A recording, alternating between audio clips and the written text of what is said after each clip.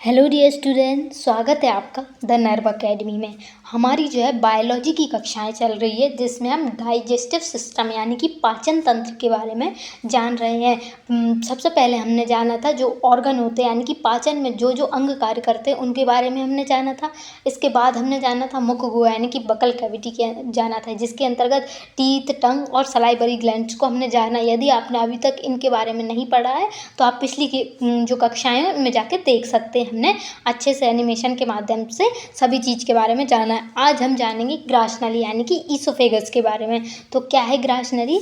Grass नली जो है भोजन को मुख से आमाशय तक लेकर जाती है, यानी कि जो ग्रास नली एक पाइप है जो क्या करती है हमारे मुंह से जो है खाना कहाँ लेके जाती है, पेट तक यानी कि आमाशय तक लेकर जाती है।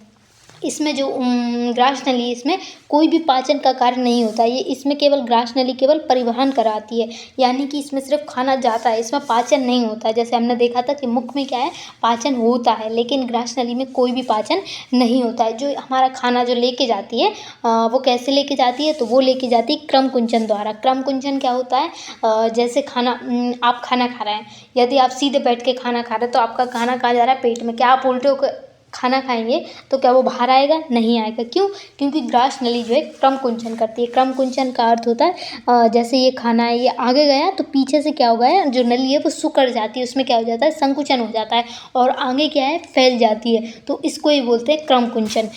इसकी लंबाई जो है, इसकी लंबाई के बारे में जाने तो इसकी लंबाई 25 सेंटीमीटर लगभग होती है। ये ग्रास नली जो है मुख से खाना आमाशय तक पहुँचाने का कार्य करती है। आगे जानते हैं, आगे है आमाशय के बारे में। देखिए पहले हमने क्या जाना था, मुख के बारे में जाना, हमने सब कुछ जाना कि खाना कैसे जाता है। फिर हमने इसोफेगस के बारे में जाना। अब खाना कहाँ पहुँच गया है? हमारे आमाशय। तो अब हम जानेंगे आमाशय के बारे में। आमाशय, इसकी खोज के बारे में सबसे पहले देखते हैं।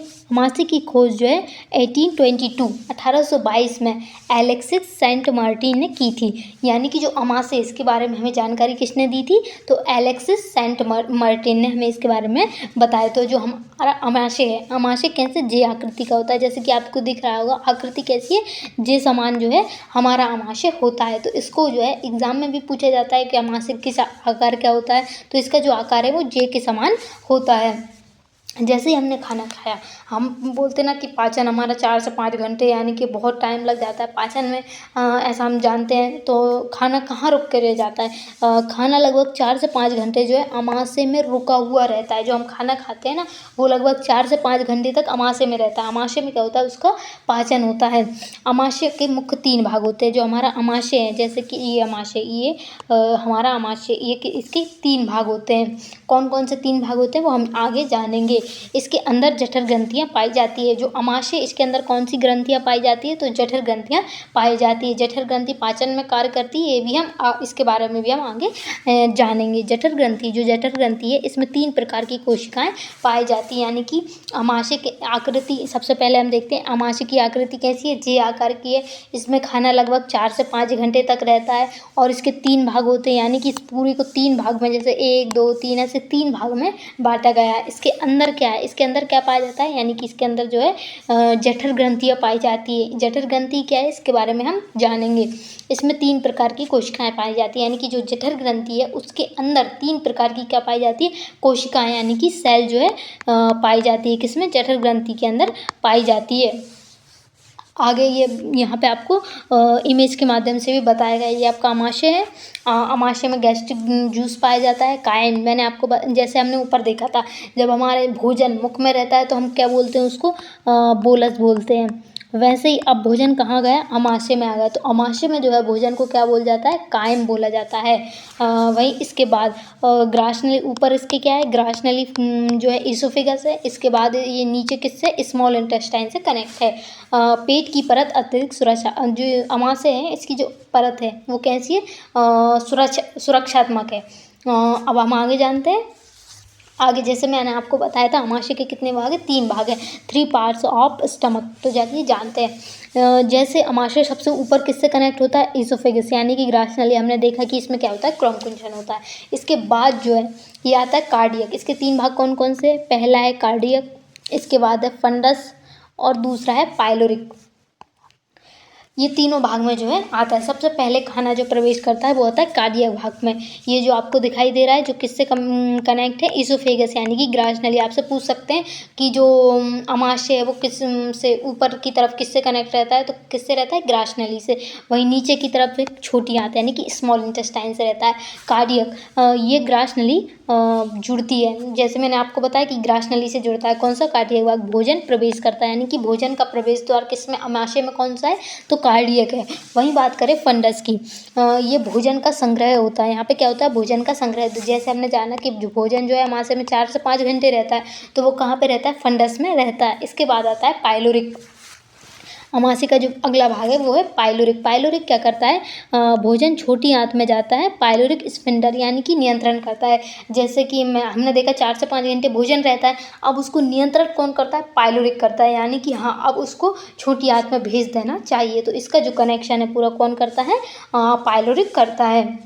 हमने अमाशय के 3 भाग के बारे में जाना। आगे जानते हैं जठर ग्रंथि। हमने जाना था जठर ग्रंथि भी पाई जाती है, गैस्ट्रिक ग्लैंड। जठर ग्रंथि यानी कि गैस्ट्रिक ग्लैंड। जठर ग्रंथि अमाशय में स्थित होती है।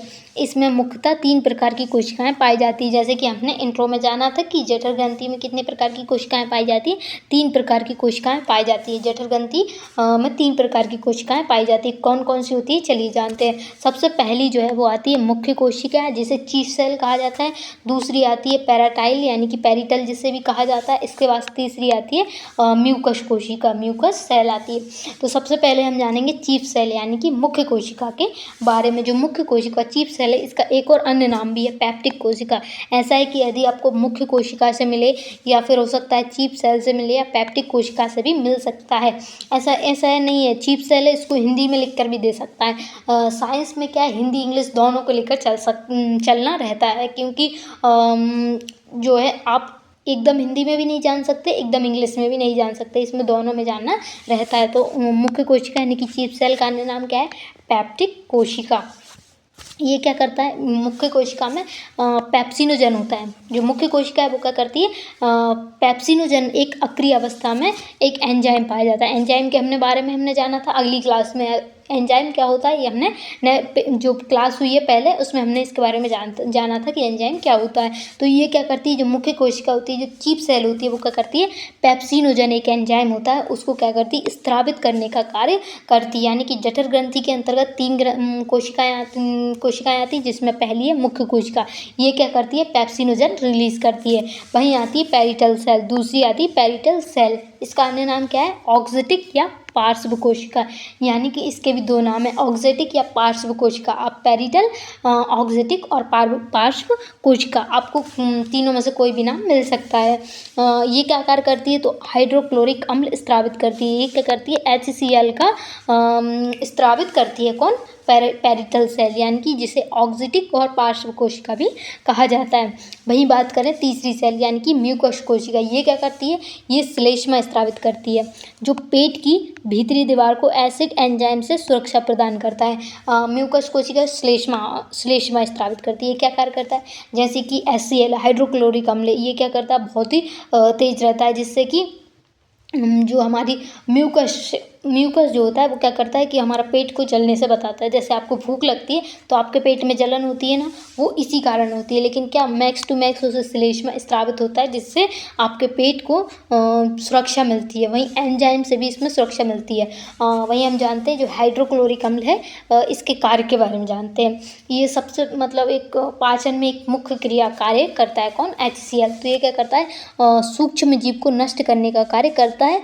वहीं अक्रिय एंजाइम को सक्रिय करने का कार्य करता है। जैसे कि हमने जाना था पेप्सिनोजन कैसा है, एक अक्रिय अवस्था में पाया जाता है, तो इसको कौन सक्रिय करने का कार्य करता है, तो वो है HCl। हम यहाँ देखेंगे पेप्सिनोजन कौन रिलीज करता है, ये अगर पूछे तो मुख्य कोशिका यानी कि चीफ सेल पैप्टिक कोशिका करती है। वहीं इसको सक्रिय करने का कार्य कौन करता है, ये होता है अक्रिय होता है यहाँ पे, तो इसको सक्रिय करने का कार्य कौन करता है, तो HCl करता है। सक्रिय एंजाइम को अक्रिय एंजाइम को सक्रिय करने का कार्य करता है। कौन, HCl। यहाँ जानते हैं जैसे पेप्सिनोजन है, जब ये HCl की अब उसमें आता है, संपर्क में आता है, तो ये किस में बदल जाता है, पेप्सिन में बदल जाता है, ये सक्रिय हो जाता है। यानी कि अक्रिय अवस्था कौन सी है, पेप्सिनोजन। जब ये HCl की संपर्क में आया तो सक्रिय अवस्था कौन सी हो गई, पेप्सिन। अब ये पेप्सिन क्या करता है, तो पेप्सिन जो है प्रोटीन का पाचन करता है। यानी कि हम खाना खाते हैं उसमें प्रोटीन होता है ना, तो उस प्रोटीन का पाचन कौन करता है, पेप्सिन करता है। ये क्या करता है, प्रोटीन को, ऐसे हमने खाना खाया उसमें प्रोटीन है, उसको प्रोटीन को पचा के किस में बदल देता है, पेप्टोन्स में बदल देता है। यानी कि हमने जो प्रोटीन है, अब प्रोटीन की आगे पाचन हुआ तो वो किस में बदलेगा, पेप्टोन्स में बदलेगा। HCl ने क्या किया, पेप्सिनोजन को पेप्सिन में बदल दिया।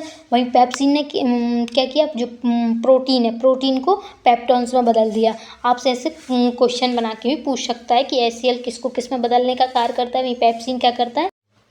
यहाँ पे हमने जाना पेप्सिन और HCl और पेप्सिन दोनों के बारे में जाना।